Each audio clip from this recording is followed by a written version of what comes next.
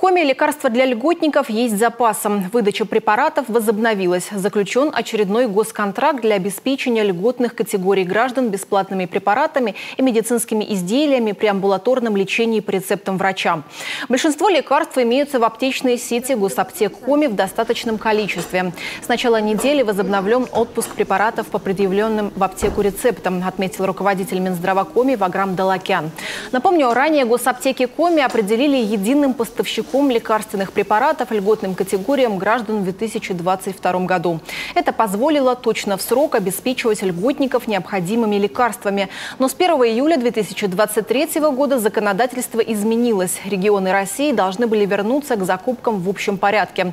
В республике был оперативно разработан документ, согласно которому льготные лекарства вновь будут закупать через государственные аптеки.